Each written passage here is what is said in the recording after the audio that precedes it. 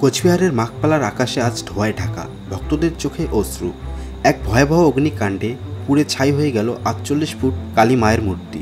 মুহূর্তে তছনছ হয়ে গেল কয়েক মাসের পরিশ্রম, হারিয়ে গেল এক অনন্য সৃষ্টি।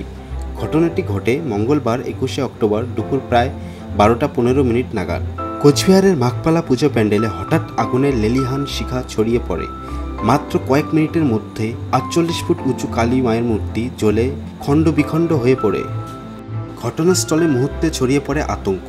মাঘপালা জুড়ে নেমে আসে শোকের ছায়া।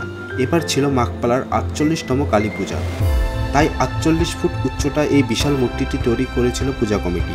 প্রতি বছরের মতো এবারও আয়োজন করা হয়েছিল মেলা, নানা সাংস্কৃতিক অনুষ্ঠান আর ভক্তদের উপচে পড়া ভিড়।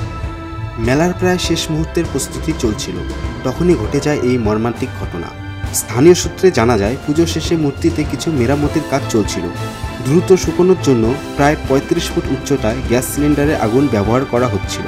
ঠিক সেই সময় হঠাৎ আগুন ধরে যায় মূর্তিতে, আর মুহূর্তের মধ্যেই পুরো কাঠামো দাউ দাউ করে জ্বলে ওঠে, শেষ হয়ে যায় সেই কালী মূর্তি। ঘটনার খবর পেয়ে দ্রুত ঘটনাস্থলে পৌঁছায় দমকল কর্মীরা। তাদের প্রয়াসে আগুন নিয়ন্ত্রণে আসে। পরে ঘটনাস্থলে আসেন কোতোয়ালি থানার আইসি তপন পাল সহ একাধিক পুলিশ কর্মী। সৌভাগ্যক্রমে কোনো প্রাণহানি বা বড় ধরনের ক্ষয়ক্ষতির খবর পাওয়া যায়নি। তবে এখন বড় প্রশ্ন, কিভাবে চলবে এই মেলা? প্রতি বছর এই মেলাকে ঘিরে হাজার হাজার মানুষ আসেন, দোকান বসে শতাধিক, কিন্তু এই আগুনের ঘটনায় সমস্ত পরিকল্পনা অনিশ্চিত হয়ে পড়েছে।